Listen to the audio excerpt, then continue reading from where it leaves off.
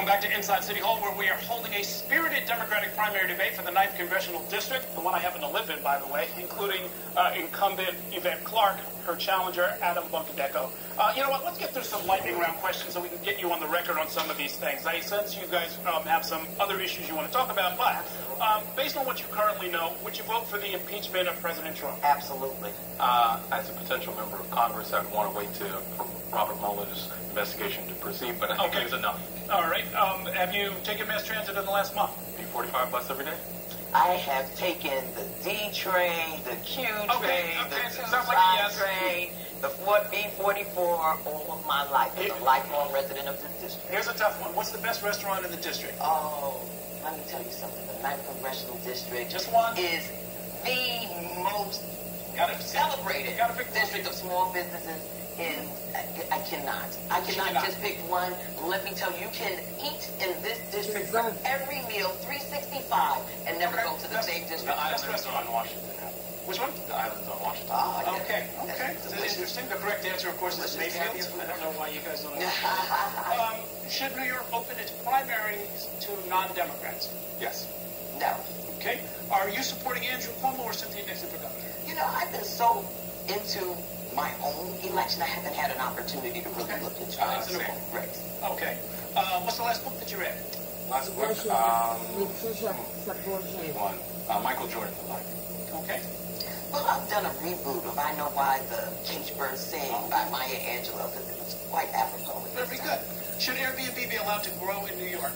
You know, I think that we need to take a look at what the impact has been on affordable housing. I know that there's a lot of discussion about it right now, but I also support entrepreneurship. No, that's not a yes or a no. Yeah, but it's not, because I'm still looking at the no, not currently.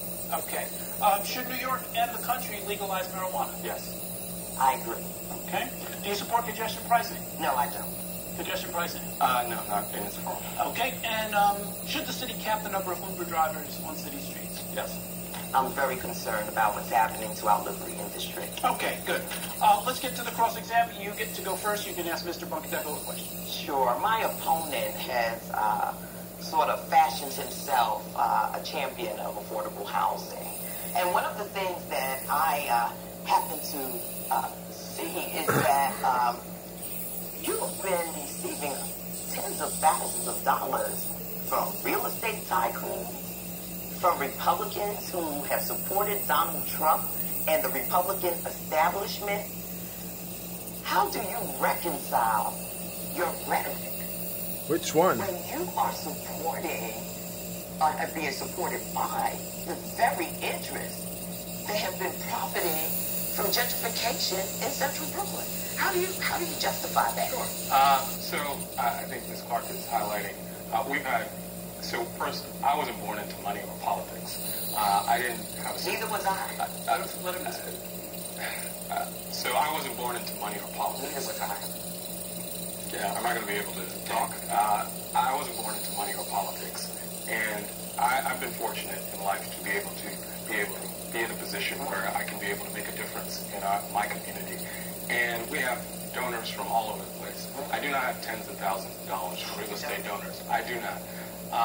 But what I will say is that all of the folks who've contributed to our campaign, who've contributed to the idea of bringing change to this community, all of them know where my views are. I'm for 100% affordable housing in this district. I'm for making sure that labor has the right to be able to bargain. I'm for the most basic equipment for folks to be able to live out their best version of their lives. And I stand by that. As the son of two war refugees, no one will ever question who I am and where my heart is. Okay. We've had a question and answer, not commentary. Get to that. I think, to me, this debate has been somewhat indicative of the politics that we are experiencing in central Brooklyn, which is politics of distraction, a politics of scam. And Ms. Clarke has been engaging in this for quite some time. So for over the last 12 years, you've accomplished next to nothing in your tenure. You've sat here and said, well, Johnny-come-lately, things of that nature. But how is the next 2 years going to be any different than the last 12? You've been in Congress with Republicans in control. you've been in Congress with Democrats in control. And the New York Times editorial board mentioned this, that you have accomplished next to nothing.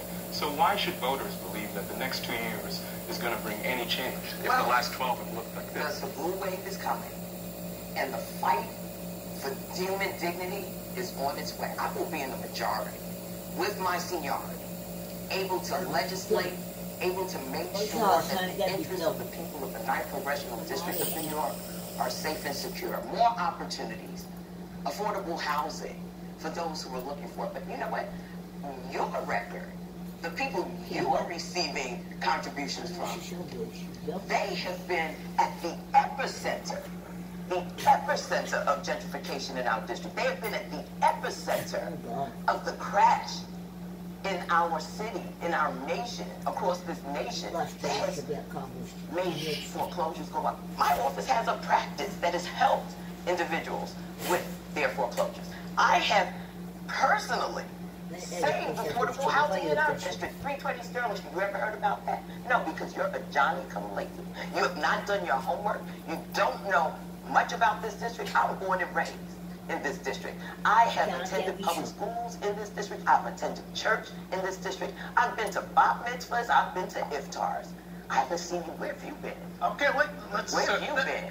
Question and answer. Thank you for the question. Thank you for the answer. I know you want to answer. I think I've been cut off many times, Errol, so I'd like to respond to it. Okay. Yeah. Go ahead. I think so. Ms. Clarke has come on to this debate, and I get it, right? The New York Times editorial board was probably a surprise to her, but not a surprise to us in this community. I've been doing the heavy work. I've been doing the heavy lifting. Where have you been? That's the question. Again, you keep interrupting me.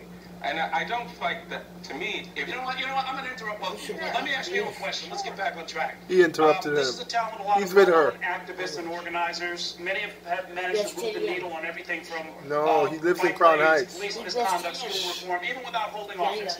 What have you done that you want the voters to know about? Absolutely. So again, as someone who has been born and raised in this city, raised by 2 war refugees, my heart and my service has been clear. I've been helping folks who live on the margins of society all my career. I started off as an organizer, knocking on doors, collecting petitions and signatures for candidates and causes I thought were going to make a difference in their lives. I worked at Bed-Stuy Restoration Corporation, helping single moms find after-school programs for their children.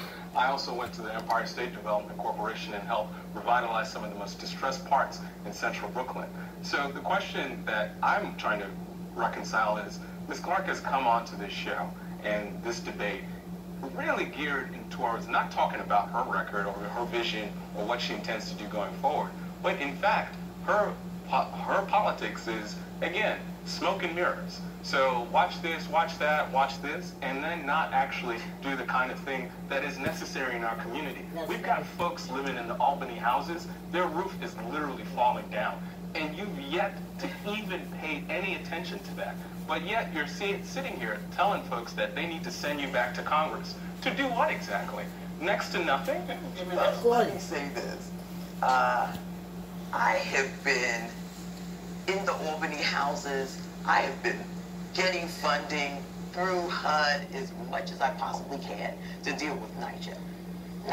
And you know what? Let me not get distracted by your smoke and mirrors.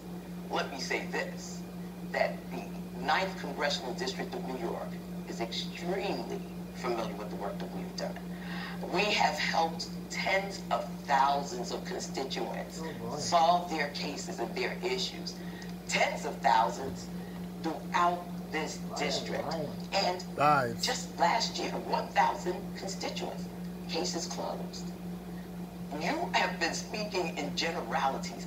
What specifically can you point to?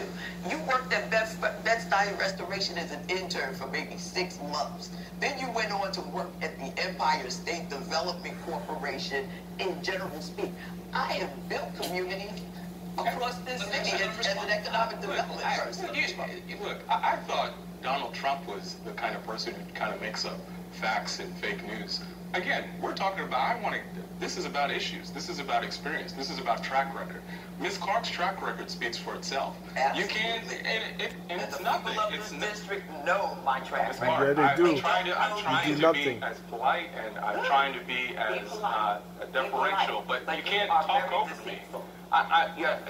Listen, look, guys, let's. I understand that you're upset, but you don't have to talk over me. I'm not upset. Let's take, we're down to our last. I am excited to be here with you. We're down to our last minute. Let me ask you both. And I'm looking to see that this district. Ms. Clarke. I'm sorry. Okay, I'm here to engage in the issue. In our last minute, I want you to engage on an important question that is unquestionably federal and unquestionably local. Should those involved in falsifying reports to HUD about the conditions in NYCHA housing be criminally prosecuted? I don't think they should be criminally prosecuted. I think we need to get to the bottom of those things. I'd like to make sure that we have a thorough investigation of what happened, and if, in fact, there was criminality, then certainly those charges should be brought. Absolutely, they need to be prosecuted. I think for a long time in this community, NYCHA said has been neglected, it has been forgotten. If you go to the Brownsville houses, Van Dyke, Tilden, He all said of they them, need to be have been prosecuted. just forgotten about. I know. And those folks need to be held accountable point blank. All right, your first vote is going to be one of your most important ones, whoever ends up in Congress. Are you supporting Nancy Pelosi? I am supporting Nancy Pelosi. Supporting Nancy Pelosi. I think it's time for change. Oh, which is a no. Oh, interesting. Okay. Thank you, both candidates. We got through a bunch of material. He's not supporting that. I I don't. in this following week. And remember, folks, election.